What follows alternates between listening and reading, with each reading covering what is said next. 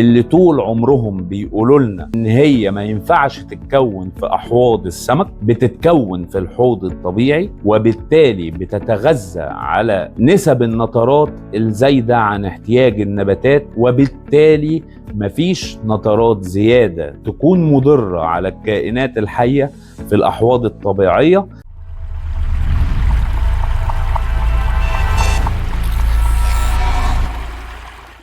اهلا بيكم في حلقه جديده على قناتكم ذا ناتشورال اكواريوم. علمونا اول ما بدانا رحلتنا في هوايتنا الجميله، هوايه تربيه اسماك الزينه، ان احنا لازم ولا بد وحتما نغير نسبه من ميه حوض السمك، وان كانت من 20% 25 30% حسب ما كان كل واحد اتعلمها ازاي. وكانوا دايما بيعلمونا ان تغيير الميه ده بيتم بشكل دوري، وفي فصل الصيف بيكون مرتين، وفي فصل الشتاء بيكون مره واحده. ولكن للاسف زي اي هاوي كنت بلتزم جدا بالتعليمات ديت، وكنت دايما بغير الميه بالشكل الدوري المنتظم اللي المفروض ان هو يحافظ لي على استقرار الحوض وثباته ونموه. لكن للاسف كان دايما بتقابلني تحديات وصعوبات، وكان دايما النتيجه بتبقى الفشل. زي ما اي حوض بيتاسس بالطريقه التقليديه بيكون مصيره للاسف الفشل. وساعتها اتعودنا ان احنا دايما نعلق الفشل اللي احنا كنا بنوصل له واللي احنا كنا بنواجهه ده على شماعة علشان نحاول نرضي بيها نفسنا. مرة نعلقه على شماعة الحسد، ومرة نعلقه على شماعة ان نوعية الاكل اللي بنأكله مش كويسة، مرة نعلقه على ان المية فيها كلور. ايا كان نوع الشماعة اللي بنعلق عليها الفشل اللي بيواجهنا، المهم ان احنا كنا بنحاول ندور على اي شماعة ترضينا. ولكن في الاخر الحقيقة انا كنت زهقت من كتر الشماعات ومن كتر الفشل اللي كنت بواجهه، وقررت ان انا اعتزل الطريقة التقليدية وبدأت رحلة بحثي في عالم الأحواض الطبيعية. وهنا قابلتني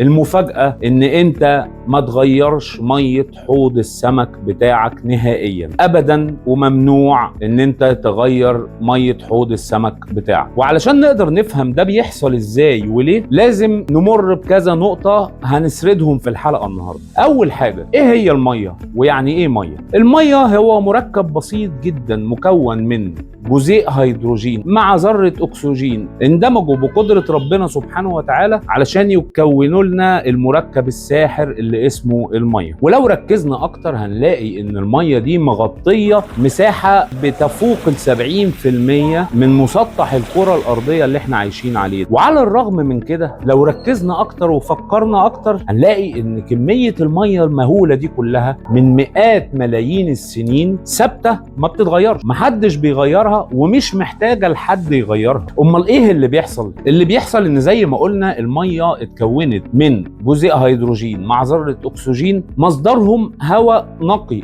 جدا، وبالتالي النتيجة بتاعتهم اللي هي ال H2O شديدة النقاء ومتعادلة الحموضة، بمعنى ان هي على جدول ال pH هي بتعادل الرقم 7، والرقم 7 ده هو ما بيدلش على اي حاجة، هو بيدل على الزيرو، ان هي متعادلة، هي لا حمضية ولا هي قلوية، هي ماء نقي متعادل. امال ايه اللي بيغير في مواصفات الميه؟ اللي بيغير في مواصفات الميه هي الحاجات اللي بتدوب في الميه. الميه بيدوب فيها بطبيعه وصفات مركبها، بيدوب فيها عديد من الاشياء من معادن ومركبات كيميائيه ومواد عضويه، وكمان بيعيش فيها كائنات حيه زي البكتيريا والميكروبات والفطريات وحتى الطحالب. وده اللي بيأثر على مواصفات الميه ساعتها، وهو ده اللي بيخلينا نقول على الميه هي ميه نظيفه ولا ميه متسخه، ميه صحيه ولا ميه مضره، ميه نقيه ولا ميه ملوثه. وسبحان الخالق العظيم، دايما الطبيعه بقدرتها الجباره ربنا سبحانه وتعالى خلقها عشان تقوم بدور محدد تحديدا فيما يخص الميه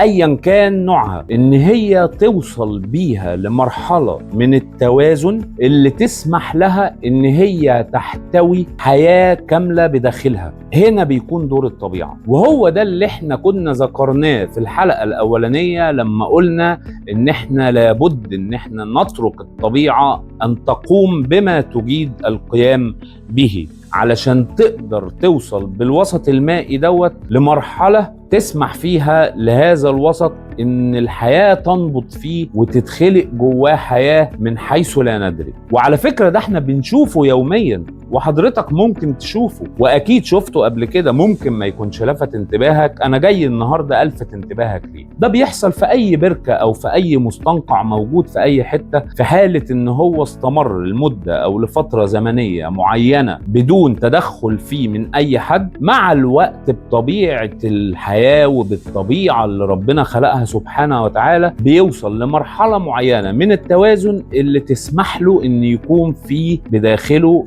حياة. زي هتلاقي تكون طحالب موجودة فيه، هتلاقي فيه كائنات دقيقة حضرتك ممكن لو ركزت شوية هتقدر تشوفها، بتوصل لمراحل مختلفة حسب البيئة والطبيعة اللي بيمر بيها تجمع المائي دوت ايا كان. وهو ده بالظبط اللي بيحصل في الأحواض الطبيعية بقدرة ربنا سبحانه وتعالى وبفعل الطبيعة وقدرتها الجبارة اللي ربنا خلقها عليها. لأننا في الأحواض الطبيعية بنكون جمعنا كل مكونات الطبيعة وحطيناها جوه الحوض اللي هو نظام مغلق، وساعتها بتبدأ الطبيعة في مجموعة من التفاعلات البيولوجية المختلفة في دورة أو سايكل مغلقة ومستمرة في تناغم واستقرار يخلي تغيير جزء من المية في الحوض الطبيعي خطر على النظام ومضر. طب ليه احنا بنغير المية في الأحواض التقليدية؟ في الأحواض التقليدية نسبة الملوثات داخل المية اللي موجودة جوه الحوض المغلق بتزيد باستمرار نتيجة المواد الكيميائية والمواد العضوية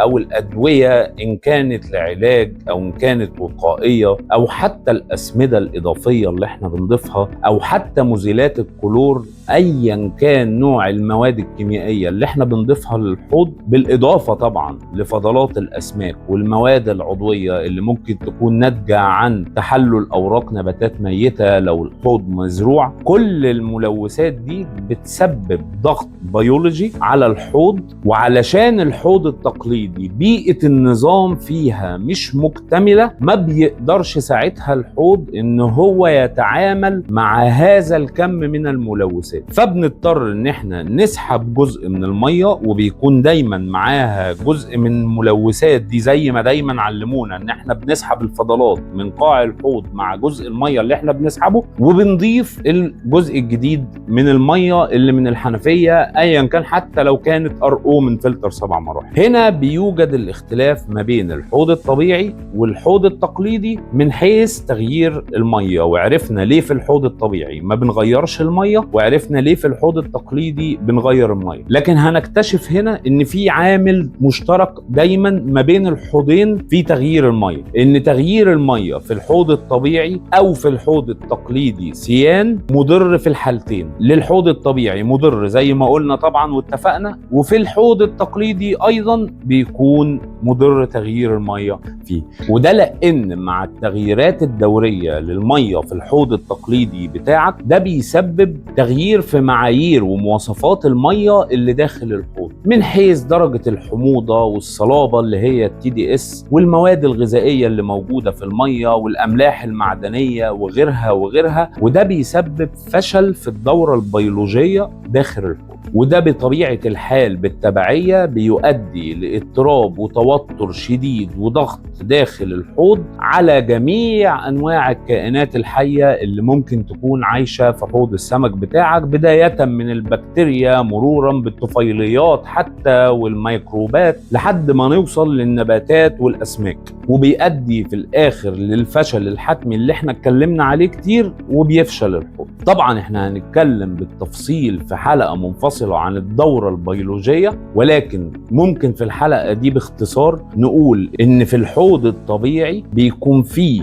دورة بيولوجية كاملة بتبتدي من اول الفضلات والمواد العضوية الناتجة عن فضلات الاسماك او تحلل النباتات الميتة او ايا كان مصدرها، مرورا بالبكتيريا اللي بتبدأ تحلل وتكسر باحترافية شديدة المواد العضوية ديت علشان تسهلها كغذاء يتناوله الكائنات المجهرية، منها الحيوانية ومنها النباتية، علشان بعد كده الكائنات الكائنات الدقيقة اللي أكبر منها شوية تقدر تتغذى عليها وعلى بواقي تحلل المواد العضوية، علشان بعد كده اللافقاريات زي الشريمز زي القواقع زي الحلزونات تقدر تتغذى على بواقي تحلل وتكسير المواد العضوية، وكذلك تقدر تتغذى على الحيوانات المجهرية والكائنات الدقيقة اللي موجودة في النظام، وهكذا الأسماك الصغيرة تقدر تتغذى على الشريمب وعلى القواقع، والأسماك الكبيرة تتغذى على الأسماك الصغيرة. وده بيتم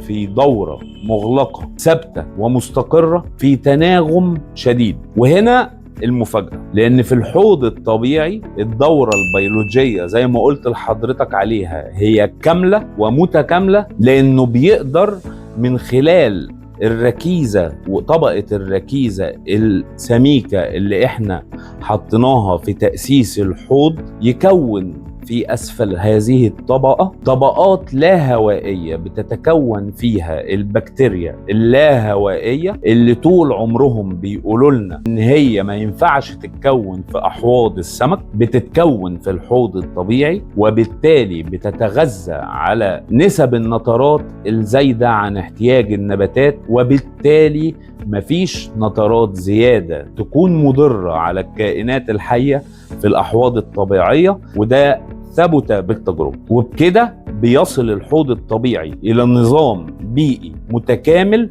في توازن قوي وثابت وصحي ومستمر. ومتهيألي هنا قدرنا نعرف ليه تغيير المية في الحوض الطبيعي بيكون مضر، لأن احنا كل اللي احنا شرحناه ده لما بنغير المية بنخرج كل المواد المفيدة اللي احنا شرحناها وسردناها في الفيديو بتاعنا، فبنضر بيها النظام. واللي اضمنه لحضرتك انك مع اول حوض طبيعي حضرتك هتأسسه حضرتك هتقدر تستمتع بحوض طبيعي بينبض بالحياة بتعيش فيه الأسماك والنباتات في صحة وسعادة، وهتقدر ساعتها تكتشف قدرة الطبيعة وعظمة الخالق سبحانه وتعالى، وانت بتستمتع بتطور النظام داخل الحوض بتاعك وتطور الكائنات الحية فيه، وهتكتشف ان حضرتك ولأول مرة بتشوف الجمال والعظمة اللي هتشوفهم في الحوض الطبيعي. واللي أضمنه لحضرتك وأوعدك بيه ان حتى لو سبق ليك انك ربيت نوع معين من الاسماك او نوع معين من النباتات في الاحواض التقليديه، هتكتشف ان انت بتربي نوع جديد تماما في الحوض الطبيعي من اللي هتشوفه في تطور سلوكها وازدهار الوانها من غير ما تمر باي ضربات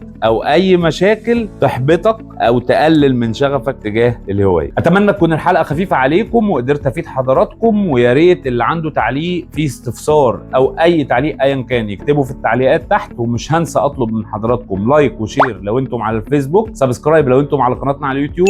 انتظرونا في الحلقات القادمه. شكرا لكم.